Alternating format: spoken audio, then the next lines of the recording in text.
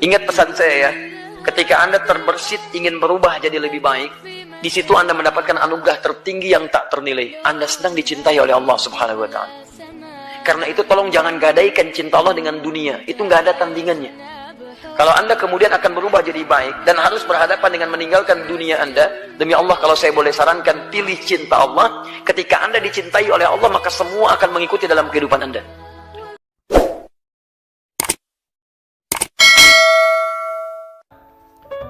Ini Nuaiman, di kehidupan Rasulullah SAW ada orang yang seperti itu gitu. Orang yang sering minum minuman keras. Rasulullah SAW marah, murka. Rasulullah kalau yang berhubungan dengan Rasulullah tidak marah. Tapi kalau sudah berhubungan dengan agama, Rasulullah SAW adalah orang yang paling marah, orang yang paling istiqamah dalam kebenaran.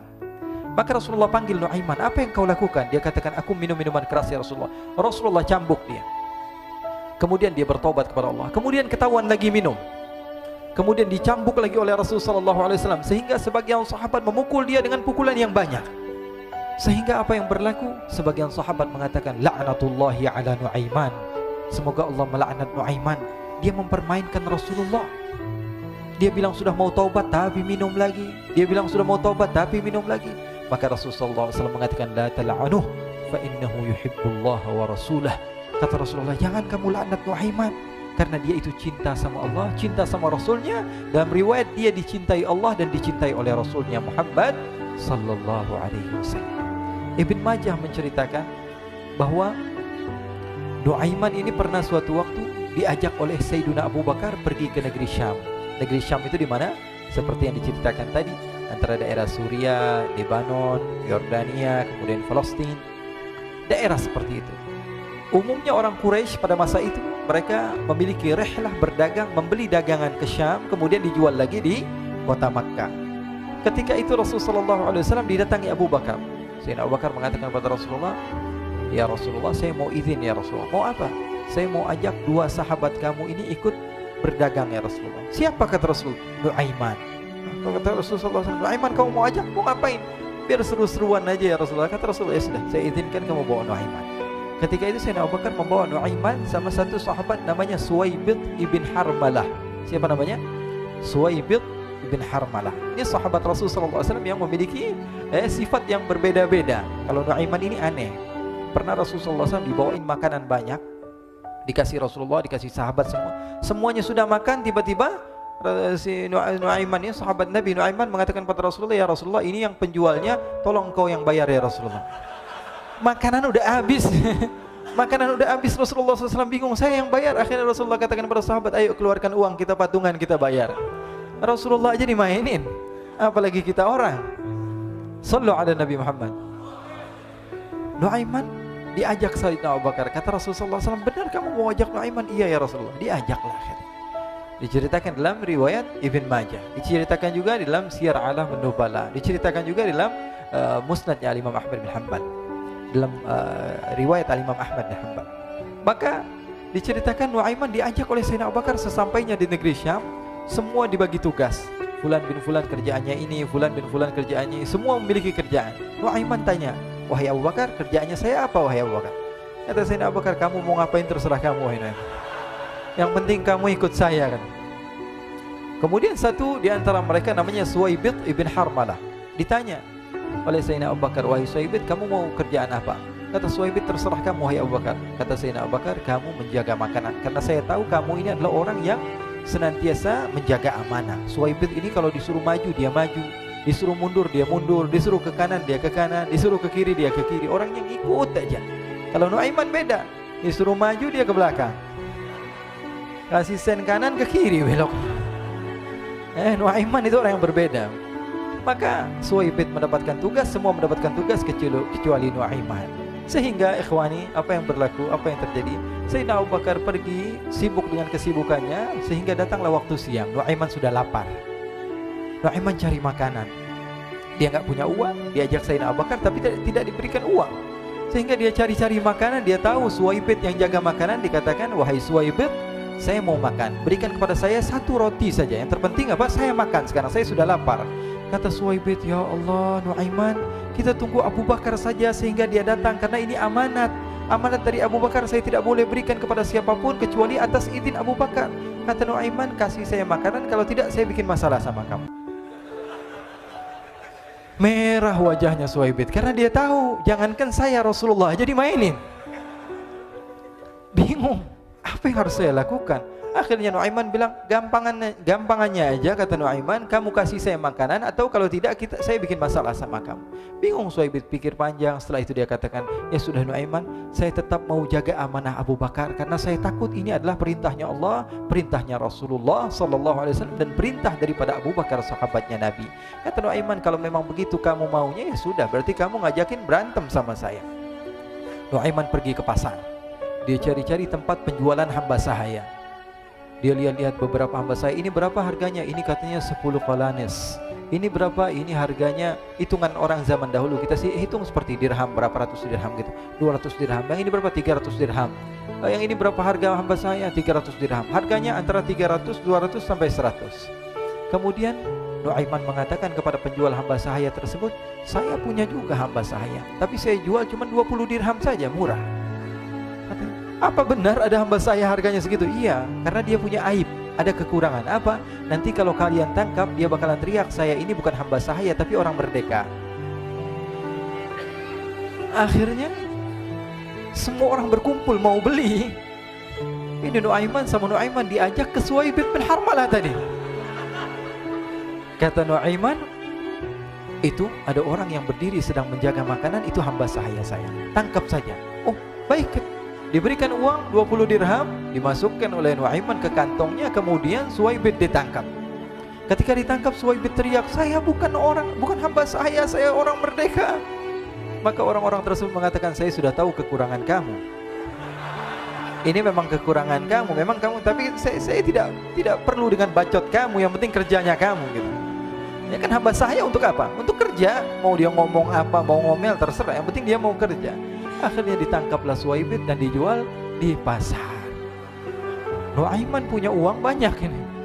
Dia beli makanan, dia beli minuman, dia beli hadiah buat Rasulullah. Dia beli macam-macam di negeri Syam ini. Waktu itu adalah superpower, adidaya Romawi. Pada masa itu semua barang mahal, tapi Nuaiman banyak uangnya. Dia belanja ini, belanja itu, sehingga Sayyidina Abu Bakar pun pulang. Ketika Sayyidina Abu Bakar pulang, Sayyidina Abu Bakar cari, mana ini Suhaibit? Kita semua sudah lapar. Kata Nuaiman dengan mudahnya dia mengatakan, sudah saya jual wahai Abu Bakar. Maka Sayyidina Abu Bakar bertanya, apa yang kau lakukan wahai Nuaiman? Diceritakan oleh Nuaiman dengan jujur. Nuaiman ini orangnya apa adanya, tapi nyusahin. Saya jual. Akhirnya dibawa oleh Nuaiman, Sayyidina Abu Bakar pergi ke mana?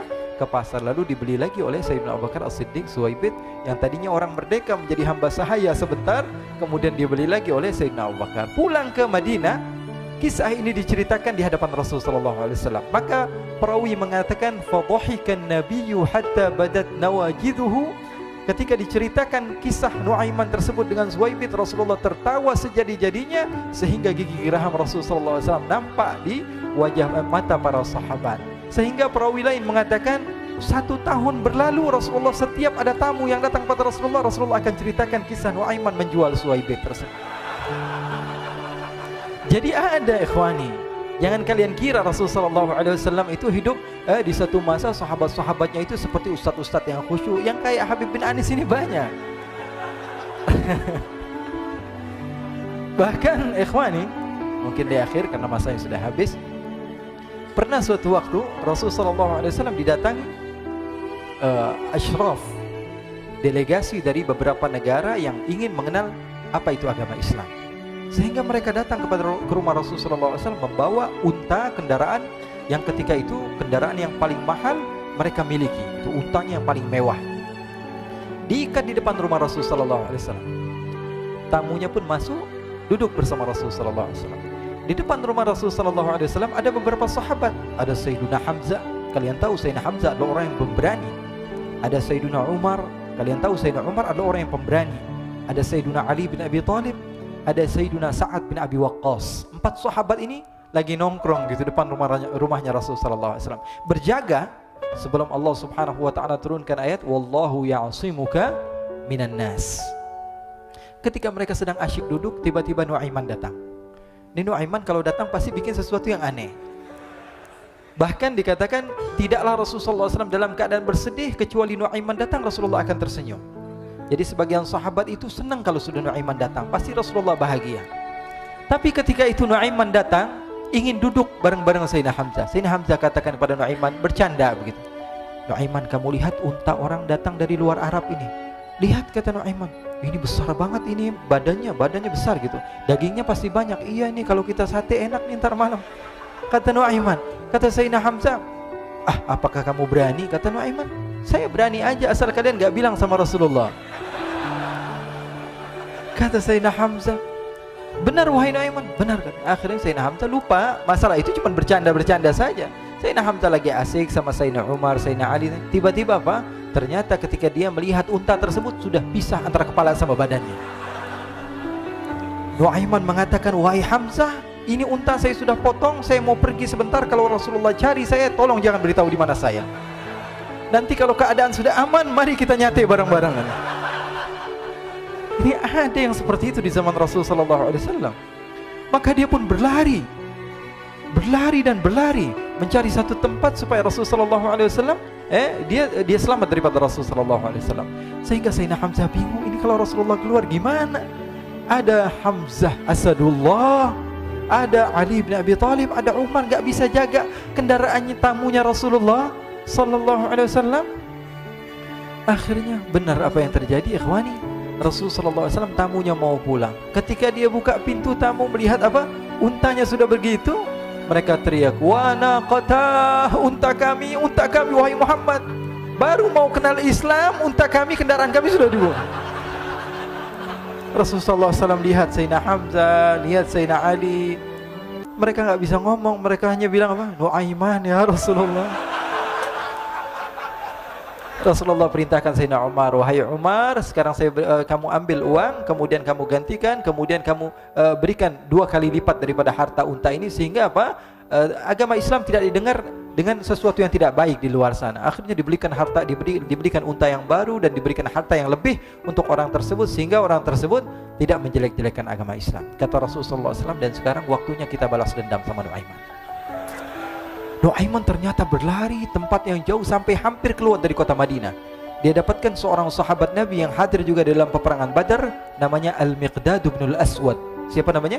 Al-Miqdad bin Al-Aswad ketika itu sedang menggali sumur. Ketika sedang menggali sumur, Nuaiman datang. Nuaiman katakan kepada Miqdad, wahai Miqdad, wahai sahabat Rasul, kamu orang yang hadir dalam peperangan Badar, kamu adalah orang yang hebat. Dipuji-puji sama Nuaiman.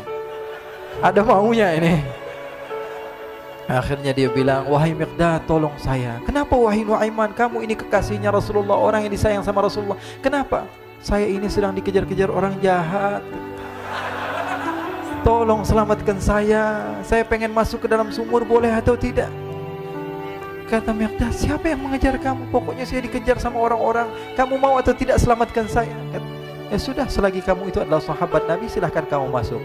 Masuk akhirnya Nuaiman ke dalam sumur tersebut. Lalu Nuaiman mengatakan, wahai Miqdad, dia keluar lagi.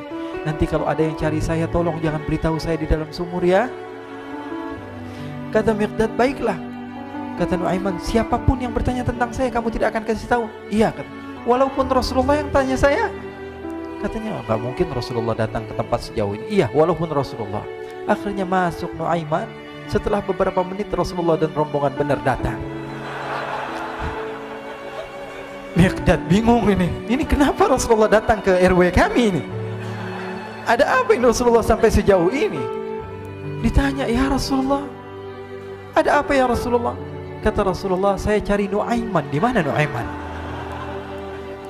Innalillah, kata Miqdad. Enggak dijawab ini Rasulullah. Kalau dijawab saya ingkar janji. Akhirnya apa dia katakan? Wahai Rasulullah, mata saya tidak memandang kepada Nuaiman, tapi tangannya nunjuk ke dalam sumur. Sahabat. Apa dia bilang? Mata saya tidak melihat kepada Nuaiman, tapi tangannya nunjuk ke sumur. Akhirnya dibuka sama Rasulullah, Nuaiman muncul. Kata Rasulullah, Nuaiman, kamu bikin malu saya, wahai Nuaiman. Ya Rasulullah, yang bersalah bukan saya, tapi orang yang mencari saya bersama kamu ya Rasulullah. Akhirnya Rasulullah nengok siapa, ternyata Nuaiman sudah lari kabur. Sallu ala Nabi Muhammad. Kisah-kisah seperti ini sebenarnya banyak sekali, ya. Ini menunjukkan kepada kita bahwa kehidupan Rasulullah itu begitu indah. Rasulullah SAW, kalau kamu mau menjadi orang yang baik, contoh Rasulullah. Mau menjadi bapak yang baik, contoh Rasulullah. Mau menjadi pemimpin peperangan yang baik, Rasulullah. Mau menjadi murid yang terbaik, contoh Rasulullah. Bagaimana akhlak Rasulullah. Mau menjadi suami yang baik, contoh Rasulullah. Dalam segala hal, apapun itu, Rasulullah SAW adalah makhluk yang paling terbaik.